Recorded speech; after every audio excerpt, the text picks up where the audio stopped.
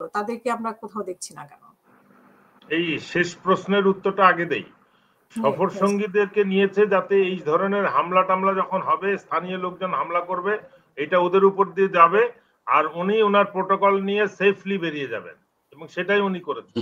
এটা কিন্তু একেবারে স্পষ্ট কথা, যেটা অলরেডি মঞ্জুর ভাই কিছুটা বলেছেন। এইটাই কিন্তু কাহিনী, যে প্রকৃত অর্থে যে ঠিক আছে, স্থানীয় লোকরা যদি উনি একা যেতেন, এই রাজনৈতিক নেতৃবৃন্দ না যেতেন, তাহলে কিন্তু এই আওয়ামী লীগের এই চাপটা তাদের উপরে পড়ত। সব থেকে মজার বিষয় হচ্ছে যে আমরা এয়ারপোর্টের ভিতরে বিরাট একটা বহর, উনি ওই যে কার্টের ভিতরে, গলফ কার্ট যেটা এয়ারপোর্টের ভিতরে যে কার্ট চলে, ওইটার মধ্যে ডক্টর ইউনূসকে দেখলাম, তার দুই পাশে যে বিরাট বহর দেখলাম, ওইটার থেকে যদি একজনও বাইরে থাকতো, তাহলেও তো মনে হয় আওয়ামী লীগের এরা এই কাহিনী বলতে পারতো। আমরা সিকিউরিটি অ্যারেঞ্জমেন্টটা বুঝি। ওয়াশিংটনে একজন এনএসআই রিপ্রেজেন্টেটিভ আছেন, সিনিয়র অফিসার, একজন মিলিটারি অফিসার আছেন, নিউ ইয়র্কে আছেন, পার্মানেন্ট মিশনে আছেন। এরা কিন্তু সবাই বাংলাদেশের নাগরিক, বাংলাদেশ সরকারের এমপ্লয়ি। আপনার ইয়েতে যারা আছে, মানে এটা আমি বললাম সিকিউরিটি রিলেটেড, আপনার ইয়েতে নিউ ইয়র্ক ইয়েতেও আছে, কনসুলেটেও আছে।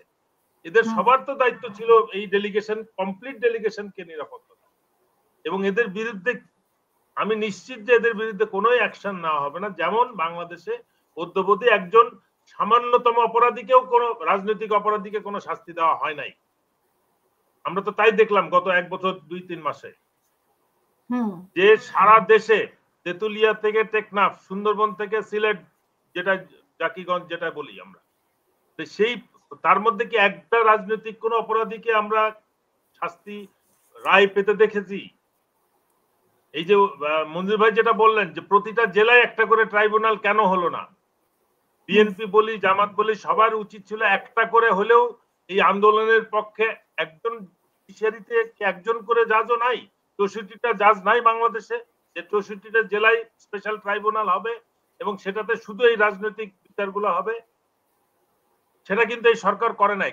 তার কারণ হচ্ছে আমরা মূল বিষয়টা ভুলে গেছি। এই সরকার, এই উপদেষ্টা পরিষদ গঠন কে করেছে? এই উপদেষ্টা ঘোষণা করেছে তো হাসিনারই লোকজন। 5 থেকে 8 তারিখের মধ্যে প্রেসিডেন্ট, সেনাপ্রধান এবং ডিজিএফআই রয়ের সহায়তায় হাসিনার যারা ওই পালিয়ে গেলেও তাদের অ্যাডভাইস অনুযায়ী কিন্তু প্ল্যান বি, সি যেটাকে আমরা বলি, এখন প্ল্যান বি চলতেছে। প্ল্যান এ কাজ করে নাই, হাসিনাকে পালাইতে বাধ্য করছে, ঠিক আছে, এখন তারা প্ল্যান বি এফেক্টিভ করছে, এবং এই মুহূর্তে তারা আবার দেখতেছে যে এই সরকার একটা এম্বারাসিং সিচুয়েশনে পড়ে গেছে, তারা প্ল্যান সি কে অ্যাক্টিভেট করার চেষ্টা করতেছে। সেখানেও সবাই আওয়ামী লীগের সুবিধাবাদী এবং যারা বেনিফিশিয়ারি, মানে একেবারে প্রকাশ্যে সুবিধা ভোগ করে করে এরকম লোককে লাইমলাইটে আনার চেষ্টা করা হচ্ছে। মনে করতেছে যে মানুষ ভুলে গেছে এরা কারা, কিন্তু আমরা জাতি কিন্তু এখন যথেষ্ট সতর্ক। হাসিনার ত্রিসীমানার মধ্যে যারা ছিল তারা অবশ্যই তার প্রিয় ব্যক্তিত্ব, তার থেকে যারা সুবিধা নিয়েছে, তার যারা বিভিন্ন বাহিনী প্রধান, বিভিন্ন প্রতিষ্ঠানের যারা নেতৃত্ব দিছে, তারা তো তার সুবিধাভোগী। বিএনপি ভুল করতে পারে, জামাত ভুল করতে পারে, আওয়ামী লীগ কিন্তু ডিএনএ টেস্ট ছাড়া কাউকে নিয়োগ দেয় নাই। ভারতের ক্লিয়ারেন্স নিয়ে বাহিনী প্রধানদের নিয়োগ দিয়েছে। এখানে কোনো ভুল হওয়ার কোনো সম্ভাবনা নাই, যে যে বাহিনী প্রধান হয়েছে সে অবশ্যই India cleared, Awami League cleared. তো সে কি করে এখন স্থান পাবে কোন রকম প্রশাসন? আমরা একটা রেড ক্রিসেন্ট থেকে ঝাড়ু দিয়ে বার করছি অনেক চেষ্টার পরে, একবার প্রথম নিয়োগে মানে বিডিআর হত্যার সাথে, হত্যাকাণ্ডের তদন্ত টেম্পারিং এর সাথে জড়িত, তাকে রেড ক্রিসেন্টের চেয়ারম্যান বানানো হয়েছে। এখন একটা কমিশন করা হয়েছে, কমিশনকে ফ্রি ছেড়ে দেওয়া হয়েছে, কোন রকম তাগিদ নাই, আপনারা যখন খুশি রিপোর্ট দিবেন। এই গুম কমিশন একই।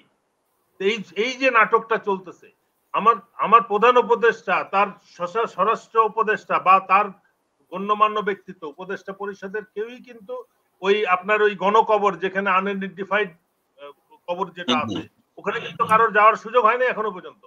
কিন্তু উনি নিউ ইয়র্কের পুলিশ অফিসার, তাকে বিশেষ রাষ্ট্রীয় পুরস্কার দিয়ে আসছেন।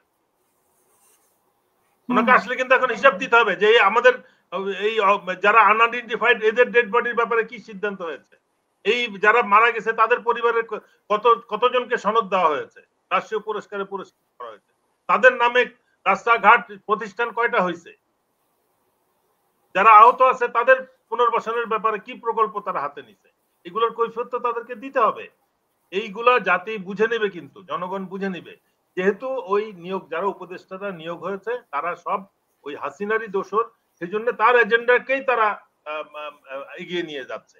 তা আমরা এর থেকে বেশি কিছু কিন্তু আশা করতে পারি না। আমি মনে করি বিপ্লব 5 তারিখে যেটা সফল হয়েছিল 8 তারিখে এটা হাইজ্যাক হয়ে গেছে এবং এটা সেটার কাউন্টার বিপ্লবের প্রতিফলন চলতেছে।